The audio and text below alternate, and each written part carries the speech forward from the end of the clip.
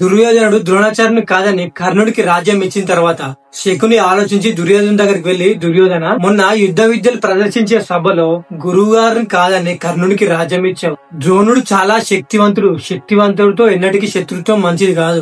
వెళ్ళు, అతన్ని మచ్చిక చేసుకో, ఆయన ఎప్పటికైనా మనకు ఉపయోగపడతాడు అని శకుని దుర్యోధనతో చెప్పాడు. సరేనని ద్రోణాచార్యుడు బంగారం, వజ్ర, వైడూర్యాలతో తన 100 మంది కౌరవులతో ద్రోణాచార్యుని దగ్గరికి వెళ్ళాడు. వెళ్లి, ఆచార్య, ఈ బహుమతులన్నీ మీకోసమే తెచ్చాం, వీటిని గురుదక్షిణగా స్వీకరించండి అని అన్నాడు. ద్రోణాచార్యుడు నవ్వి, నాకు కావాల్సింది ఇది కాదు, నేను అడిగింది మీరు ఇవ్వగలరా అని అడిగాడు. దుర్యోధనుడు కౌరవుల పక్షాన మాట్లాడుతూ, అడగండి ఆచార్య, మీరు అడిగింది ఏదైనా ఇస్తానన్నాడు. అప్పుడు పక్కనే పాండవులు కూడా ఉన్నాడు. ద్రోణాచార్యుడు తన గతం చెప్పడం ప్రారంభించాడు. ద్రోణాచార్యుడు, ద్రుపదుడు ఇద్దరు కలిసి ఒక ఆశ్రమంలో విద్యాభ్యాసం నేర్చుకున్నారు. ఇద్దరు మంచి మిత్రులుగా ఉండేవారు. పాంచాల దేశ రాజుడైన ద్రుపదుడు, ద్రోణుడు ఇద్దరు కలిసి చిన్నప్పుడు ప్రాణ స్నేహితులుగా ఉండేవారు. కలిసి తిన్నారు, ఇద్దరు కలిసి అస్త్ర విద్యలు నేర్చుకున్నారు. ద్రోణుడు తెచ్చిన భోజనాన్ని ఇద్దరు కలిసి తినేవారు. చిన్నప్పుడు ద్రుపదుడు ఎన్నోసార్లు, మిత్రమా, నేను రాజైన తర్వాత నా రాజ్యంలో సగభాగం నీకు ఇస్తానంటూ అనేవాడు. కాలం గడిచింది. ద్రుపదుడు కొన్ని రోజుల తర్వాత తన రాజ్యానికి వెళ్లిపోయాడు. ఇద్దరు పెద్దవాళ్ళు అయ్యారు. ద్రుపదుడు రాజయ్యాడు. కానీ కాలం కలిసి రాక ద్రోణుడు పేదవాడిలాగానే ఉండిపోయాడు. ఆ తర్వాత ద్రోణుడు అగ్నివేశం దగ్గరికి వెళ్లి ధనుర్విద్యాభ్యాసం చేశాడు. అనేక అస్త్రాలను ఉపయోగించి విద్యను నేర్చుకున్నాడు. అక్కడ విలువిద్యల్లో ఆరితేరాడు. వివాహం కూడా చేసుకున్నాడు. అతడికి ఒక పుత్రుడు జన్మించాడు.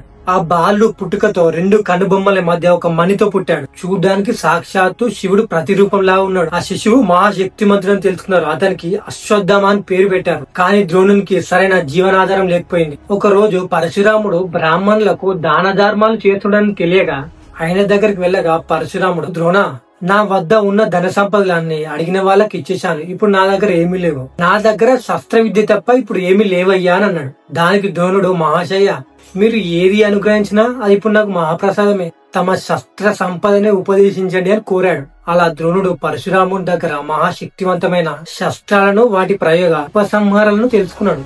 పరశురామునికి వందనాలు సమర్పించి అక్కడి నుండి ఇంటికి బయలుదేరాడు. పెళ్ళై కొడుకు పుట్టడం వల్ల ఇంకా ఖర్చులు పెరిగి ఏమీ లేనివాడు అయ్యాడు. అప్పుడు ద్రోణుని భార్య, స్వామి, ద్రుపదుడు మీ స్నేహితుడే కదా, మనం కష్టాల్లో ఉన్నామని తెలిస్తే మనకు సహాయం చేయకుండా ఉండలేడు. కాబట్టి ఒకసారి వెళ్ళి ఆయన కలవండి. అలా ఎన్నోసార్లు బ్రతిమాలగా చివరికి స్నేహితుని సాయం కోరడానికి బయలుదేరాడు. ఇక్కడ చూస్తే ఇంట్లో కొడుకు తాగడానికి పాలు కూడా లేని పేదరికం. తన భార్య ప్రోద్బలంతో పాంచాల దేశ మహారాజు ద్రుపదుని దగ్గరికి వెళ్ళడానికి నిర్ణయించుకున్నాడు ద్రోణాచార్యుడు. అక్కడికి వెళ్ళినప్పుడు తనను రాచమర్యాదలతో గౌరవిస్తాడు. తనకు సగం రాజ్యం ఇస్తానని అనేవాడు. కానీ నాకు రాజ్యాలు, పదవులు ఏమీ అవసరం లేదు, కేవలం 4 ఆవులు ఇస్తే చాలు, వాటితో నా కుటుంబాన్ని పోషించుకుంటానని అనుకున్నాడు. అలా ఆశాభావంతో ద్రుపదుని దగ్గరికి వెళ్ళాడు. కానీ అక్కడ ద్రుపదుడు మద్యం మత్తులో 4 స్త్రీలతో కలిసి సరసాలాడుతూ మునిగి తేలుతూ కనిపించాడు. బాగున్నావా, నేను నీ చిన్ననాటి స్నేహితుడు ద్రోణుని అని ద్రోణుడు చనువుగా పలకరించాడు. ఎవరు నువ్వు? నా స్నేహితుడుగా, నీ ముఖం నేను ఎప్పుడు చూడలేదు, నీ పేరు కూడా నేను ఎప్పుడు వినలేదు, చూడ్డానికి బ్రాహ్మణులా ఉన్నావు, స్నేహితుడు అని చెప్పి ఆ వంకతో భిక్షం అడుగుదాం అనుకుంటున్నావా? ఎవరక్కడ? ఈ ముష్టి బ్రాహ్మణుని బయటకు ఈడ్చుకెళ్ళండి అని ద్రుపదుడు భటులతో చెప్పాడు. ద్రోణుడు ఆశ్చర్యపోయాడు. నా చిన్ననాటి స్నేహితుడు ద్రుపదుడైనా ఇలా మాట్లాడుతున్నది అని అనుకోవడమే కాక అవమానపడ్డాడు. ఈ ముష్టి బ్రాహ్మణు దగ్గరనే నిన్ను ముష్టి అడుకునేలా చేస్తానని ద్రోణుడు శపథం చేశాడు. ఆ తర్వాత చేసేది లేక బాధ, ఆవేశం కలిగిన భారమైన హృదయంతో ఇంటికి బయలుదేరాడు. ద్రుపదుని గర్వభంగమే మీరు నాకు ఇచ్చే గురుదక్షిణ అని తన శిష్యులకు ద్రోణాచార్యుడు చెప్పాడు. పాండవులకు, కౌరవులకు ఇరు వర్గాల మధ్య అంతర్గతంగా రగులుతున్న వైర్యాన్ని తొలగించేందుకు ఆ ఉద్దేశంతో ద్రోణుడు కౌరవుల్ని, పాండవుల్ని ఇద్దరిని కలిసి వెళ్ళమన్నాడు. అలాగైనా కౌరవులు, పాండవులు ఒకే వైపున పోరాడి వాళ్ళ మధ్య సోదర బంధాన్ని బలపరుచుకుంటారని ఆయన ఆశించాడు. గురుదక్షిణగా ద్రుపదుని బంధించి తీసుకుని రండి, వాడిని నా కాళ్ళ దగ్గర పడేయండి అని అన్నాడు. అదెంత పని ఆచార్య,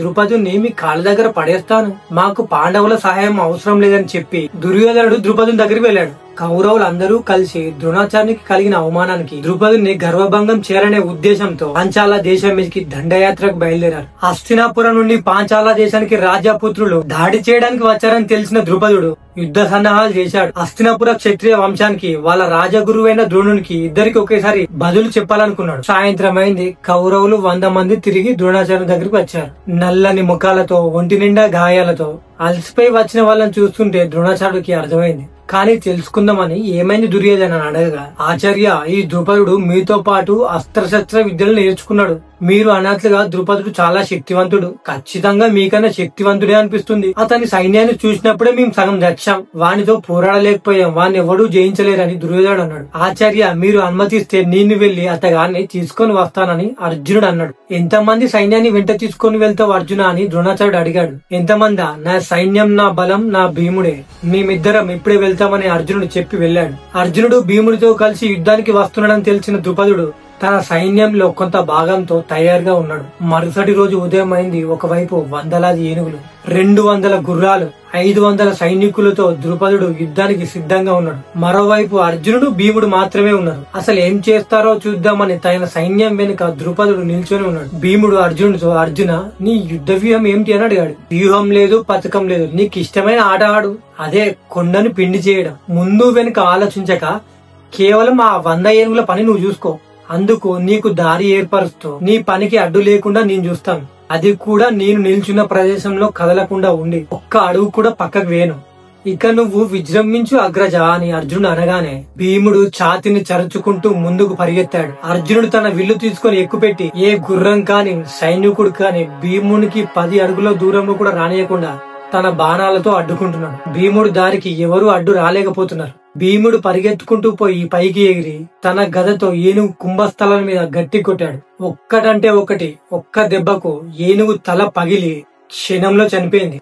ఏనుగుల సైన్యం భీముని చుట్టుముట్టింది. గదతో ఒక్కో దెబ్బకు ఒక్కో ఏనుగును చంపుతున్నాడు. ఆ సన్నివేశం చూస్తే ఒక అగ్నిపర్వతం బాగా వేడెక్కి ఒక్కసారి పేలితే అందులో నుండి ఎర్రని అగ్నిద్రవం ఎలా పైకి తన్నుతుందో ఆ ఏనుగుల గద మీద తలతో కొట్టినప్పుడు వాటి రక్తం అలా పైకి చిమ్ముతుంది. అర్జునుడు అక్కడున్న సైనికులను, గుర్రాలను తన బాణాలతో మట్టు పెడుతున్నాడు.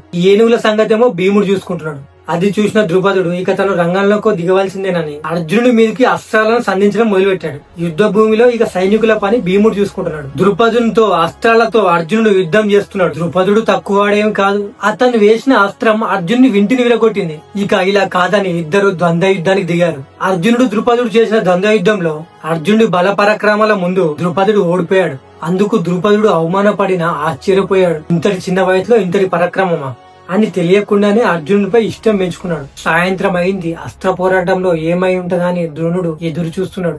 ద్రోణుని వద్ద కూర్చొని ఉన్న కౌరవులందరూ ఒక్కసారిగా లేచి ఆశ్చర్యంతో చూడసాగారు. వాళ్ళు చూస్తున్న వైపు ద్రోణుడు కూడా చూడగా అర్జునుడు నల్లగా ఎత్తుగా ఉన్న ద్రుపదుని తాళ్లతో కట్టి తీసుకుని వచ్చాడు. ద్రుపదుడు అవమాన భారంతో తల దించుకునే ఉన్నాడు. పక్కనే భీముడు నడుచుకుంటూ రావడం కనిపించింది. అది చూసిన ద్రోణుడు తన జుట్టును ముడి బిగించి చేతులు కట్టుకుని గర్వంగా నిల్చున్నాడు. అప్పుడు ద్రుపదుడు, ద్రోణ, నేను నీ మిత్రుణ్ణి, నాకు ప్రాణభిక్ష పెట్టు అని అన్నాడు.